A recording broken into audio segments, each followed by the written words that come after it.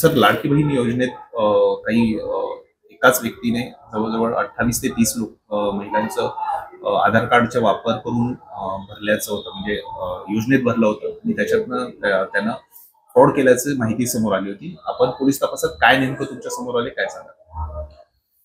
याच्यामध्ये वडूज पोलीस स्टेशनला काल रोजी गुन्हा आम्ही दाखल केलेला आहे.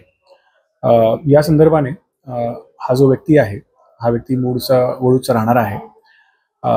हा व्यक्ती आणि त्याची मिसेस ह्या दोघांना ताब्यात घेऊन त्यांना अटक करण्यात आलेली आहे. ह्या दोघांनी लाडकी बहीण योजनेमध्ये एकपेक्षा जास्त फॉर्म 30 फॉर्म याच्यामध्ये भरलेले होते. या 30ही फॉर्ममध्ये अकाउंट नंबर मात्र एकच होता आणि याच्यामध्ये त्यांनी वेगवेगळे आधार कार्ड वापरले होते आणि फोटोग्राफ्समध्ये देखील यांनी फॉर्जरी केलेली होती. त्यामुळे सगळ्या गोष्टींचा एकंदरीत एक त्रिसदस्यीय समिती ची स्थापना जिल्हा प्रशासनाने केली होती.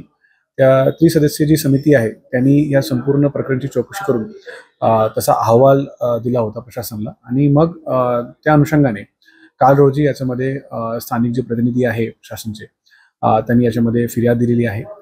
त्या फिर्यादच्या अनुषंगाने आरोपीला आणि त्यांचे सहआरोपीला ताब्यात घेऊन सध्या ते कस्टडीमध्ये आहे. त्यांच्याकडून आपण विचारपूस करतोय.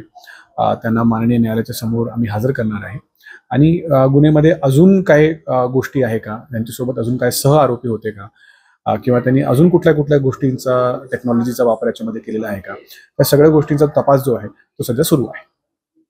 नेमका हा प्रकार का केलाय, काय समजलंय, काय माहिती पुढे आली? हा जो व्यक्ती आहे, हा व्यक्ती पैशाच्या आमिषपोटी त्यांनी हा गुन्हा केलेला आहे असं समजून येत आहे.